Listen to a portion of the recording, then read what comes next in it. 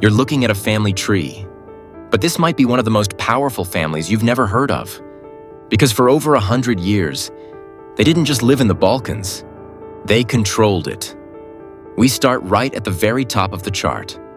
Before the famous name, before Evrenos himself, there is his father, İsa Bey Prangi. Now this is where things immediately get interesting and a bit mysterious. Because historians are pretty clear on one thing. This family was not originally Turkish. That's not speculation anymore. It's something most serious historians agree on. Names like Stanford Shaw, Joseph von Hammer, Peter Sugar, Dimitri Kitsikis, they all point in the same direction. This family likely came from a Byzantine or Balkan Christian background and then converted to Islam. So İsa Bey Prangi, the first man on this tree, starts that transformation.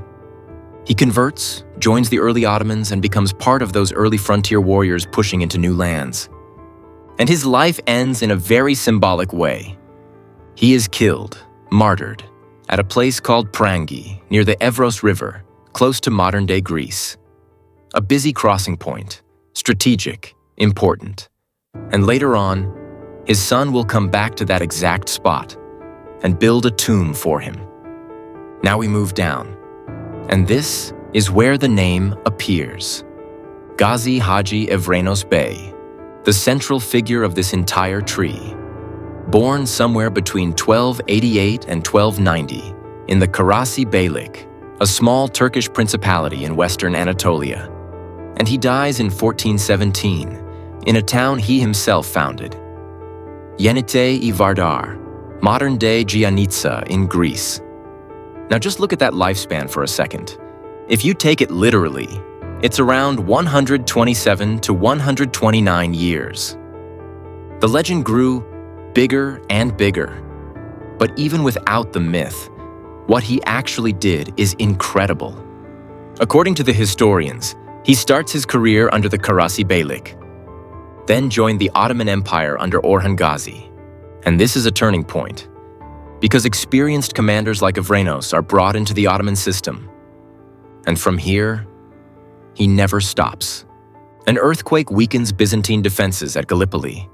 The Ottomans cross into Europe. Evrenos is part of that movement.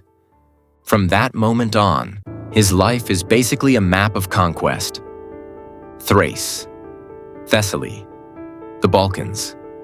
Then, in 1362, the conquest of Adrianople.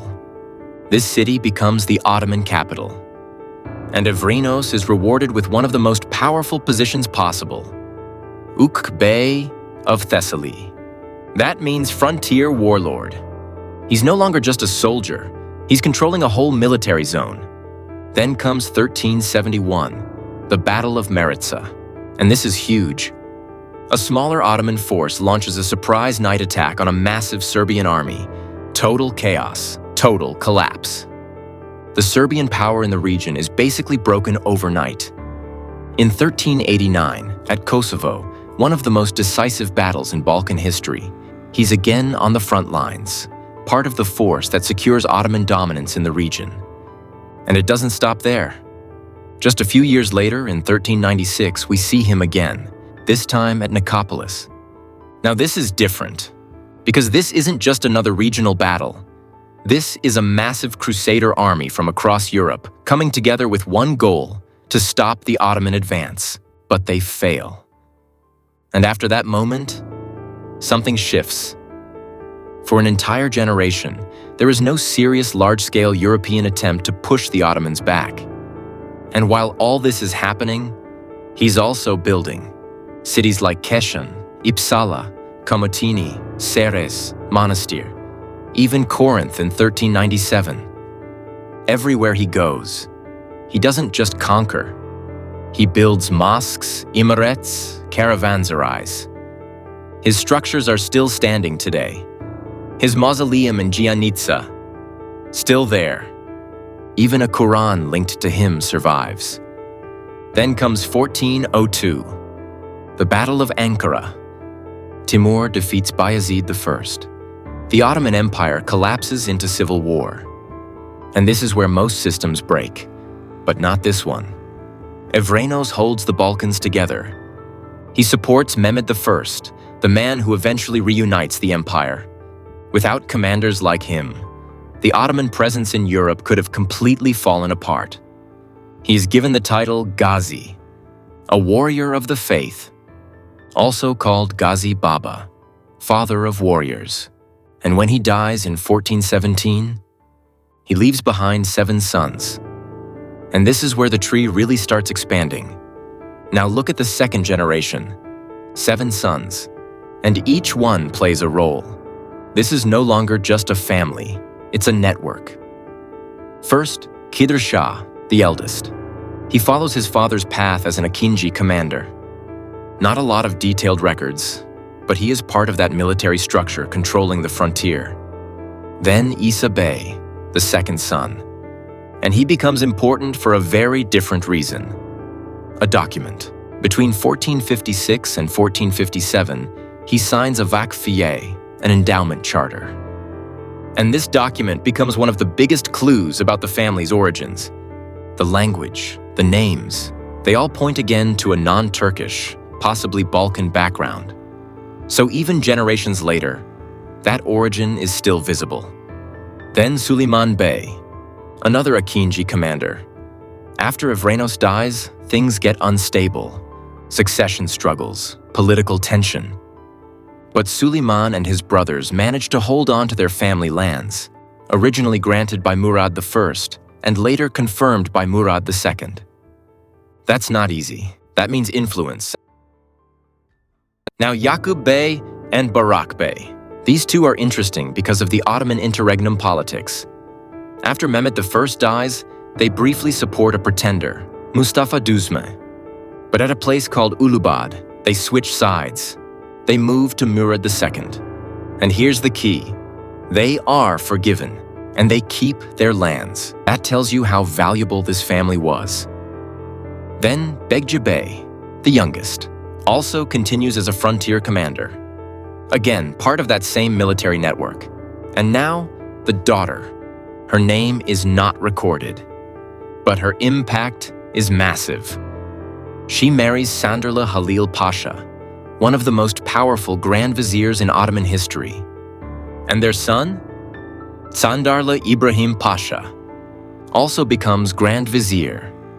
So now think about this tree. On one side, military power in the Balkans. On the other, political power at the center of the empire. This family is connected to both. Now, focus here. Ali Bey Evrenosolu, the 4th son. Because he is the one who carries the legacy forward most clearly. He starts as the head of the 𝐼𝐭𝐥s under his father. These are elite cavalry raiders, fast, aggressive, devastating. And he leads them. During the Civil War period, he initially supports Musa Çelebi. But then something important happens. He visits his father, who has retired, and Evrenos gives him advice. Switch sides. Support Mehmed. Ali listens. And that decision helps shape the future of the empire. Later, after Mehmed dies, he briefly joins Mustafa Düzme, just like his brothers. But again, at Ulubad, they switch sides. They survive. They keep their power. Move into the most active phase of Ali Bey's career. In 1430, at the siege of Salonika, he pushes the Ottoman forces forward, motivating them with the promise of reward. The pressure builds, and the city falls. He keeps that momentum. Between 1434 and 1435, he leads fast, aggressive raids deep into Albania and returns with heavy spoils. Then, in 1437, he heads toward Hungary. Not for full conquest, but reconnaissance. He spends nearly a month inside enemy territory, and when he returns, he brings back something even more valuable than loot: information. He tells Sultan Murad II that Hungary is vulnerable, but not every campaign goes his way. In 1441, at Belgrade, he faces a major setback. The Ottomans are defeated by John Hunyadi and forced to withdraw. A rare loss. but one that shows even this powerful family had its limits. Then comes one of the longest conflicts, 1443 to 1468. The Albanian resistance under Skanderbeg. Ali Bey fights against him multiple times. Skanderbeg is brilliant. The Ottomans struggle. But Ali Bey keeps getting sent back. That shows trust. Wallachia. Vlad the Impaler.